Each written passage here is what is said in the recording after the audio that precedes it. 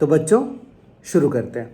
इस वीडियो में क्या है, इस वीडियो में हमारे पास एक स्ट्रेट लाइंस का इजी सा क्वेश्चन है जिसमें बहुत सारे क्वेश्चंस पूछे गए। तो इस क्वेश्चन में क्या होगा ना, इस क्वेश्चन को सॉल्व करने से क्या होगा, जितने भी टाइप के वैरायटी होते हैं वो हमको समझ आ जाएगा कि एप्लीकेशन कैसा करना है। तो उस तरह से ये क्वेश्चन बहुत ही इंपॉर्टेंट हो जाता है। वैसे है तो बहुत आसान, तो हम लोग चलिए सॉल्व करते हैं इस क्वेश्चन को। क्वेश्चन क्या कह रहा है, एक लाइन है, a line passes through the point 1,0, okay. Find the equation of line if number 1 it is inclined at an angle of 3π/8 with positive x axis. Second part में क्या कहा गया है, it passes through 2,1। Third part में कहा है it passes through the point of intersection of the lines y equals to x and y equals to 2x+1 and so on. बहुत सारे क्वेश्चन है, हम लोग एक एक करके सॉल्व करेंगे। तो हम लोग शुरू हो जाते हैं और हमारा पार्ट ए जो है ना, उसमें हमको कहा गया है कि लाइन का इंक्लिनेशन है बेसिकली 3π/8। तो हम लोग देखते हैं कि क्या सॉल्व कर सकते हैं उसको। तो बेसिकली आइडिया क्या है, देखो हमको पॉइंट तो दिया हुआ है और इंक्लिनेशन भी दिया हुआ है। तो अगर हमने स्लोप ढूंढ लिया, और स्लोप का फॉर्मूला होता है बेसिकली tan थीटा स्टूडेंट्स, अगर हमने स्लोप ढूंढ लिया तो हमको स्लोप और पॉइंट मिल गया और हम स्लोप पॉइंट फॉर्म यूज कर लेते हैं। तो सबसे पहले हम इसका tan का वैल्यू ढूंढ लेते हैं। इसको अगर हम डिग्रीज में कन्वर्ट करें ना स्टूडेंट्स, तो ये हो जाएगा 3/8 इंटू 180 डिग्री। ये ठीक है। तो हमने क्या किया, इसको सिंप्लीफाई किया, 4 से ये कटो, 4 2 8 एंड 4 इंटू 45 इज 180। तो ये कितना हो जाएगा 135/2 and this is basically equal to 67.5 degree. तो ये हो गया हमारा थीटा। इसका tan का वैल्यू हमारे पास डायरेक्टली याद नहीं रहता है। वैसे तो कुछ स्टूडेंट्स को याद भी रहता है, एंड अगर याद रहता है तो बहुत अच्छी बात है, बट हम लोग एक बार सीख भी लेंगे कि ये हम कैसे ढूंढेंगे। तो यहाँ पे एक फॉर्मूला काम आएगा स्टूडेंट्स tan 2 थीटा का। तो tan 2 थीटा क्या हो जाएगा, ये हो जाता है 2 tan theta upon 1 minus tan square theta. देखो अगर थीटा 67.5 है तो 2 थीटा क्या हो जाएगा 135, and tan 135 we know students is -1। तो हमने लिख दिया -1 is equals to 2 tan theta upon 1 minus tan square theta. So अगर हम इसको क्रॉस मल्टीप्लाई कर लें तो हमको क्या मिल जाएगा, हमको मिल जाएगा tan square theta -1 is equals to 2 tan theta. तो बस ये क्वाड्रेटिक बन गया। इसको रीअरेंज कर लेते हैं। तो रीअरेंज करने पे हमको मिल जाएगा tan square theta minus 2 tan theta -1 equals to 0 and from here we can write tan theta is equals to, है ना, यहाँ पे मैं लिख रहा हूँ 2 plus minus under root of 4 plus 4 upon 2। तो ये सिंप्लीफाई करके क्या बन जाएगा 1 प्लस माइनस √2, ये बन जाएगा students. Now since theta 67.5 degree है जो कि फर्स्ट क्वाड्रेंट में लाई करता है, तो tan का वैल्यू पॉजिटिव होना चाहिए, इसलिए we will only consider the value with a positive sign. तो हम लोग एक काम करते हैं, ये जो माइनस साइन है ना, ये हमने हटा दिया। So this is our final value of tan 3π/8। तो हमको स्लोप मालूम हो गया। तो लाइन का इक्वेशन हम कैसे ढूंढ लेंगे, तो let us go to the next page. तो हम लाइन का ढूंढ लेंगे हमारा आंसर। तो ये फर्स्ट पार्ट का ही सोल्यूशन है स्टूडेंट्स। पॉइंट था हमारा 1,0, तो हमने लिखा y minus y1 is equal to m into x minus x1। ये कौन सा फॉर्म है, this is slope point form.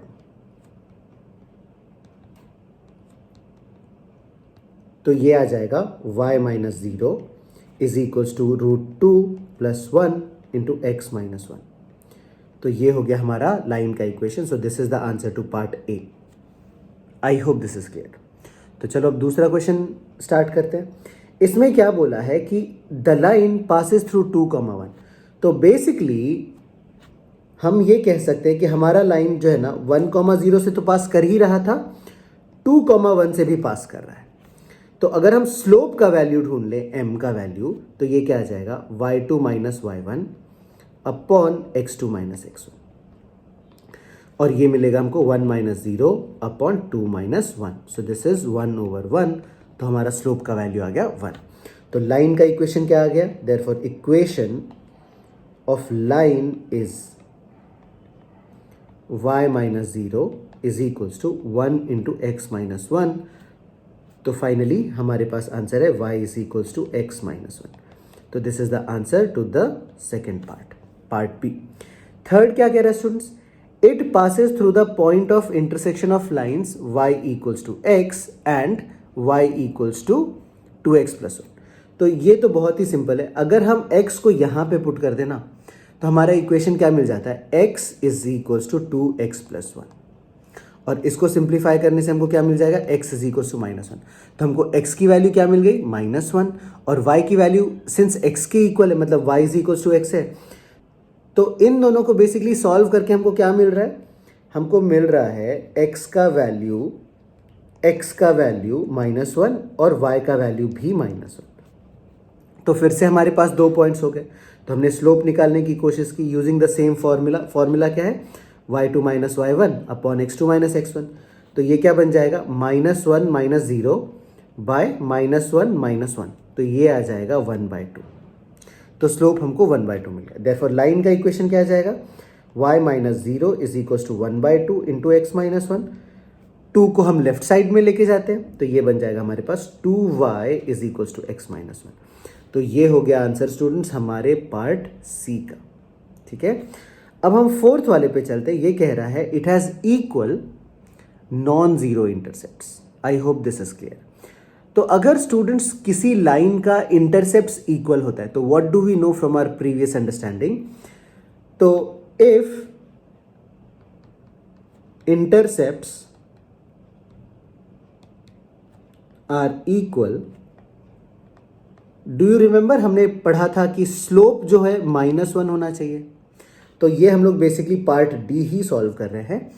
तो हम यहाँ पे लिख सकते हैं y minus 0 is equals to -1 into x minus 1. तो इसको अगर हमने रीअरेंज कर लिया तो x plus y minus 1 equals to 0. ये हो जाता है हमारा आंसर पार्ट डी के लिए. नाउ उसके बाद नेक्स्ट वाला क्या है? It has intercepts equal in magnitude but opposite in sign. ये हमको पूछा है. तो लेट अस से हमने क्वेश्चन ई को सॉल्व करने के लिए स्टार्ट कर दिया. तो अगर हम कहते हैं कि लेट एक्स इंटरसेप्ट बी ए. एक्स इंटरसेप्ट क्या हो गया? ए. हमको क्या बोला है? इंटरसेप्ट जो है ना इक्वल है मैग्नीट्यूड में और साइन ऑपोजिट है दोनों का. तो मुझे कोई बता सकता है क्या कि y इंटरसेप्ट क्या हो जाएगा? तो y इंटरसेप्ट तो हो जाएगा स्टूडेंट्स माइनस है ना, क्योंकि मैग्नीट्यूड सेम है, साइन ऑपोजिट है. तो हमारा equation of line in double intercept form हो जाएगा x by a plus y by minus a equals to 1. And since ये लाइन हमारा 1,0 से पास कर रहा है तो 1,0 को ये सेटिस्फाई करने वाला है. तो हमने लिखा 1/a minus 0/a equals to 1. तो ये वाला टर्म तो 0 हो गया एंड देयरफॉर a की वैल्यू हमको क्या मिल गई? a की वैल्यू मिल गई 1. देयरफॉर लाइन का इक्वेशन हमारे पास आ जाएगा इक्वेशन ऑफ लाइन. ये आ जाएगा हमारे पास x/1 which is x minus y equals to 1. So this is the answer. तो मैं एक काम करता हूँ स्टूडेंट, सारे आंसर्स जो है ना हमारे उनको मैं हाईलाइट कर देता हूँ basically. Now let us move on to the next part. F. ये क्या कह रहा है? It cuts an intercept of 4 units on x axis. देखो स्टूडेंट्स, अगर कोई लाइन है जो कि 4 यूनिट्स का इंटरसेप्ट बना रहा है एक्स एक्सिस पे, तो क्या हम कह सकते हैं कि वो जो पॉइंट है ना वो उसका कोऑर्डिनेट्स 4,0 होगा. सो 4,0 is the point through which the line is passing. And since हमारा एक और पॉइंट 1,0 तो था ही, तो इससे हम सबसे पहले ना स्लोप निकाल लेंगे. तो स्लोप क्या आ जाएगा स्टूडेंट? स्लोप आ जाएगा 0 minus 0 y2 minus y1 upon x2 minus x1. So this will be 4 minus 1. तो ये आ जाएगा 0. स्लोप 0 आ गया. अगर स्लोप 0 आ गया तो हमारा लाइन का इक्वेशन क्या आ जाएगा? y minus 0 is equal to 0 into x minus 1. So ये तो basically simply y equal to 0 हो गया. ये हो गया हमारा answer to question number F part का जो क्वेश्चन है. नाउ जी पार्ट क्या कह रहा है students, it cuts an intercept of -3 units on y axis.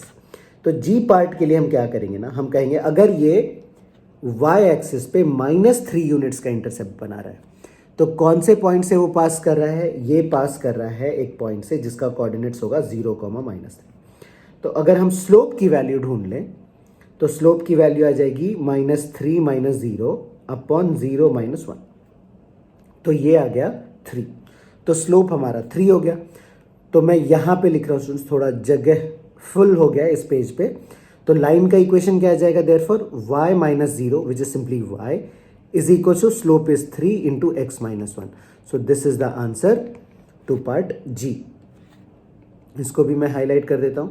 तो इस पेज में हमारे पास बेसिकली 4 आंसर्स हैं, पार्ट डी, ई, एफ और जी का, है ना। तो यहां तक आई होप एब्सोल्युटली क्लियर है। आगे चलते हैं। तो एच पार्ट में क्या बोला है स्टूडेंट्स, ये कह रहा है कि it cuts equal non zero distances on coordinate axis from origin. मतलब ऐसे कंडीशन में हम ये फॉलो करते हैं कि m जो है वो ±1 ऐसा हो सकता है। तो देखो स्टूडेंट्स, ऐसा क्यों कहते हैं, क्योंकि अगर मैंने हमारा कोऑर्डिनेट एक्सिस कंसिडर किया और हमने एक ऐसा लाइन लिया जो कि x एक्सिस से 135 डिग्री बना रहा है, तो ये हो जाएगा 45 डिग्री, एंड सिंस ये 90 डिग्री है ये भी 45 डिग्री हो जाएगा, तो ये दोनों राइट एंगल्ड आइसोसेलेस ट्रायंगल हो जाएगा। तो अगर इसका लेंथ से a है तो इसका लेंथ भी a हो जाएगा, मतलब इंटरसेप्ट्स इक्वल हो गए। तो हमको क्या बोला था condition, equal non zero distances on coordinate axis. तो देखो ये लाइन x एक्सिस को यहां पे कट किया और y एक्सिस को यहां पे कट किया, these two distances are equal, है ना। तो ऐसे केस में अगर एंगल 135 डिग्री बना रहा है लाइन, तो हमारा स्लोप क्या हो जाएगा स्टूडेंट्स, ये हो जाएगा -1। एंड सिमिलरली अगर हम एक और सिचुएशन की बात करें तो let me draw it here, ये लाइन रहेगा इस तरह से। तो यहां पे this is making an angle of 45 degree. तो अगर हम ये वाले इंटरसेप्ट को a बोल देते, ये a नेगेटिव है, तो ये जो ऊपर वाला y इंटरसेप्ट है ना, ये पॉजिटिव a हो जाएगा। So let me right here -a and a। तो लेंथ ऑफ डिस्टेंस जो है ना वो तो पॉजिटिव है, राइट, वो तो इक्वल है, right, and that is what is said. तो इस केस में हमको m की वैल्यू क्या मिल गई, +1। तो जब ऐसा कहा जाता है कि it cuts equal non zero distances from the coordinate axis, हमारा बेसिक कंडीशन क्या है, हमारा बेसिक कंडीशन है कि m की वैल्यू +1 भी हो सकती है और -1 भी हो सकती है। तो इस केस में हमारा लाइन का इक्वेशन क्या बन जाएगा, लाइन का इक्वेशन बन जाएगा y - 0, क्योंकि हमको पता है हमारा लाइन 1, 0 से तो पास कर ही रहा है, y - 0 is equal to ±x - 1। तो y - 0 को हम हटा भी सकते, ये हमने हटा दिया, तो हमारा इक्वेशन आ गया y is equal to +x - 1। So this is the answer to part h। तो this we will kind of remember. और यहां से बेसिकली ना हमको 2 इक्वेशन मिलेगा। देखो एक तो प्लस है और एक माइनस भी है, तो हम प्लस को अगर यूज करेंगे ना तो हमको एक लाइन का इक्वेशन मिलेगा, और अगर माइनस यूज करेंगे तो हमको दूसरा लाइन का इक्वेशन मिलेगा। तो दोनों इक्वेशन हमारा आंसर रहेगा। नाउ इन पार्ट आई हमको क्या कहा गया है, it is equally inclined to the coordinate axis. So students मैं यहां पे लिख रहा हूं इक्वली इंक्लाइंड। जब भी कोई line equally inclined to the axis दिया रहता है तो ये कब होता है, बेसिकली जब m का वैल्यू +-1 होता है, same condition. I hope this is clear. तो जो आंसर पार्ट h का है, same answer is part for part i। I hope this is clear. तो हमने h सॉल्व कर लिया, i सॉल्व कर लिया, अब हम j पे चलते हैं। ये क्या कह रहा है, it has an angle of 30 degree with positive y axis. Again हमको थोड़ा डायग्राम की जरूरत पड़ेगी स्टूडेंट्स, तो let us draw the diagram. अगर हमारा लाइन पॉजिटिव y एक्सिस से 30 डिग्री बना रहा है, so this angle will also be 30 degree. तो जो इंक्लिनेशन थीटा, अगर मैं इसको थीटा मार्क करूं ना, this angle will be 120 degree students. I hope this is clear. तो अगर हम थीटा को 120 लेते हैं तो हमारा स्लोप क्या आ जाएगा? Slope m is equals to tan 120 which is -√3। और फिर हमारा लाइन का जो इक्वेशन आ जाएगा वो आएगा y is equals to -√3 into x -1। So this is the answer to the last part of this question that we have. तो I hope इसमें जो हमने a से लेकर के j तक के क्वेश्चन सॉल्व किए, बहुत सारे वेरिएशंस, बहुत सारी वैरायटी का प्रैक्टिस और रिविजन दोनों हुआ होगा एंड ये भी पता चला होगा कि हम अप्लाई कैसे करते हैं। सो इसको जैसा कि हमेशा मैं कहता हूँ, वीडियो एक बार पॉज करो, सिर्फ क्वेश्चन देखो और खुद से सॉल्व करो। I will make sure students कि आपके सारे के सारे कॉन्सेप्ट्स क्लियर हो जाते हैं एंड यू आर 100% कॉन्फिडेंट कि कोई भी क्वेश्चन आने दो, you will be able to solve it. So that is all my aim. और इसको अच्छे से सॉल्व करो, कुछ दिक्कत होता है तो कमेंट करो। तब तक के लिए बाय बाय और मिलते हैं नेक्स्ट वीडियो में।